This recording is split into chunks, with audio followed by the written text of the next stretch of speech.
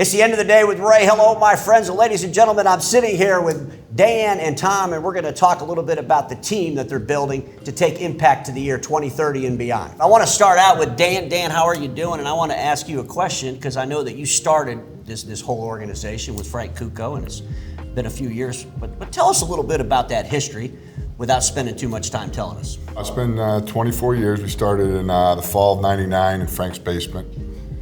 Two of us, and we started out as an IT services and office equipment company, primarily office equipment. And then obviously over the years, that business model developed into additional services, and to the point now where it's pretty well balanced of IT services and cyber and office equipment. You kind of do it all, and I know in the beginning you were doing IT services, but it was really that break-fix model, which most people did back then. A model that, by the way, sucks, and hopefully nobody's doing that today. But you transitioned into this managed service approach, and I know when I spent some time with the guys down in Texas, I sat in on a sales meeting, and Tom, this might go to you, but they're all talking about their quota around assessments.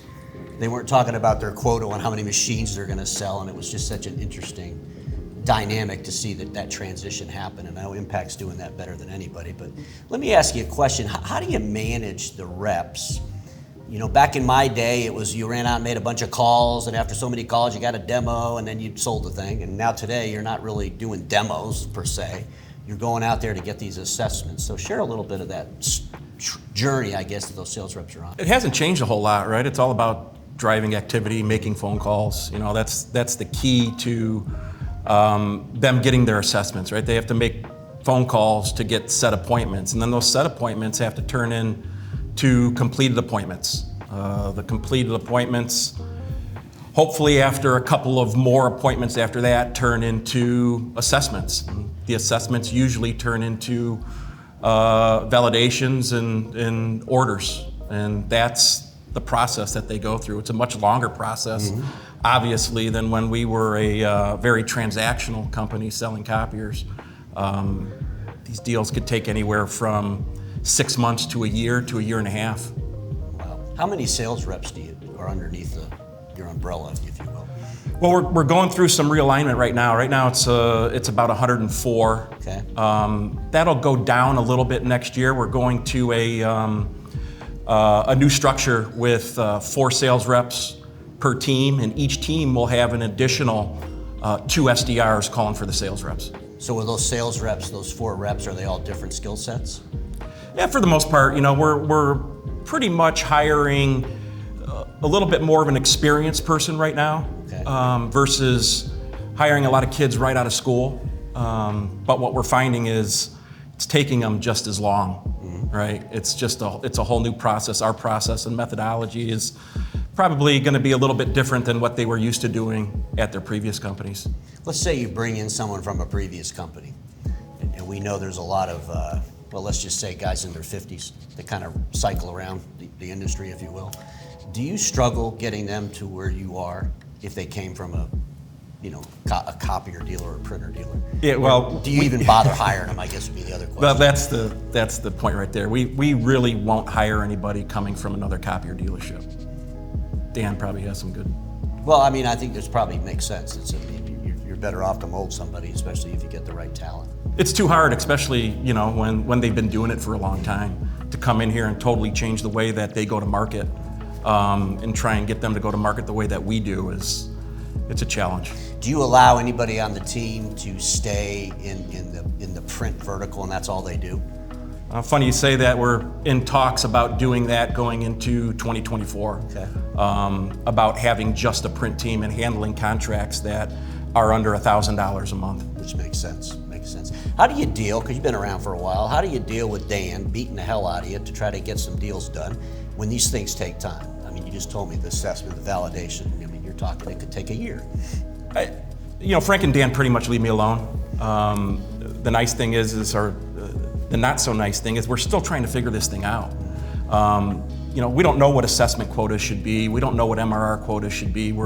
Every year we're tweaking it, and hopefully in another year or two we'll get to that sweet spot where reps are hitting their BTA targets, hitting their MRR quotas. But yeah, for the most part, they pretty much leave me alone. These deals are I mean, it's not like selling a copier, right? Where if one thing goes wrong, you could still close that deal. If one thing goes wrong here, you're talking to 4 or 5 other C-level people to get everybody on the same page, and that could take weeks, months, sometimes years. But it's all worth it when it finally comes to nutrition.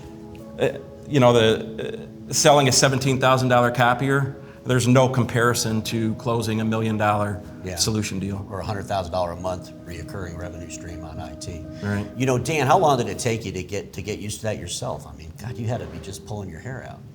Get used to what? Just the transition when, because the print stuff's so active. I mean, you got 100 people out there selling printers and MFPs. You already know what you're going to do. I mean, it's easy to manage that, doing it forever. So now you're going into this managed services, you're going into this assessment field. How long did it take you before you got comfortable with waiting? Well, like Tom said, we haven't figured this out yet. We're getting better every year, and we really applied the managed approach to our process. It's only been since 2015. Mm-hmm. So as that changes, and as our approach, and then we add cyber and add marketing to that equation, we're still, like Tom said, figuring things out. It's gotten a lot better. I think what's amazing to me, so they started out in 2015, probably one of the most successful managed IT transitions in our industry as far as I'm concerned, and you're still in the process of development. And I think that's something that the industry has to pay attention to. It's not something you're going to turn a light switch on. You're not going to go to some convention, listen to some lunatic whose customers are lifestyle IT companies telling you how to build $1 million IT company. You have to really have thought leadership, get the right people in place. How many VPs do you have, Tom, underneath you? I think there's 4 or 5 right now. And we had some restructure this year. We changed up some regions. So Mike Lepper will be handling all of the South region. Rick Ray will handle the North region. And then we have Scott Copeland and Casey Vaughn in Texas and Dan LeCompte out in California. Wow. What are those VPs' budgets? What are they responsible for just from a revenue standpoint? I'm going to talk with Mike later, but I was curious. Pretty big numbers, right? Well over 60,000 a month in MRR, and those will go up now since we've changed a couple of the sales teams reporting structure for those sales teams, where Mike will now take over our downtown Chicago and add that to his already Indiana and Bolingbrook region, and Rick Ray will take over Lake Forest and add that to his Wisconsin region. Wow, so these guys are managing $10, $15 million companies at the end of the day. Way more than that. Way more than that. Yeah. That's pretty amazing. When you think about some of the dealerships out there, they might be a $5 or $10 million dealer, so that's kind of interesting. Yeah. What's the biggest hurdle, Dan, that you have right now?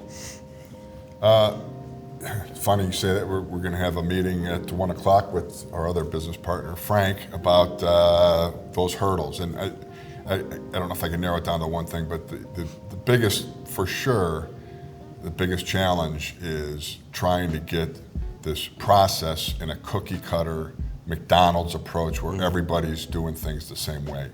And sometimes as you're developing a new process, I mean, face it, our business model, no one else has. No one else does marketing and cyber and IT. And so as you're figuring that out, sometimes the message isn't solid between one region and another. So our biggest thing we're trying to correct in 2024 is just making sure this is the structure, this is how we do it everywhere. So do you ever think there'll be a day where you won't have to do anything from a development standard for at least a year? No. There you go. Why would the status quo, how do you say it? Sucks. Status quo is the killer of all that'll be invented. There you go. I should know that after listening to you. Between ladies and gentlemen and status quo. Yeah, hey, the ladies and gentlemen, I don't think I said that a lot today, but it's always fun coming here and talking to you guys. It's an amazing what the team at Impact has built, and I know that you have a lot of people on the team that work with you and help change the marketplace, and you've done a fantastic job with that. Tom, is there anything you want to add before we end this? No, you talked about hurdles and challenges. When you've grown as fast as we have, and you've had to promote so many young sales rep into management positions, we're still trying to get them ready. We have a very young management crew who needs a lot of care, a lot of training, and that's going to be a big focus as well as going into 2024 to make sure that we get them up to speed. Well, sometimes fresh blood makes a big difference. You don't want to rehash a bunch of old timers trying to figure out how to do something that's taken us to the year 2025, 2030. Dan, anything you want to add? No, well, to add on to what Tom's saying, I mean, our culture for 24 years has been built on promoting from within.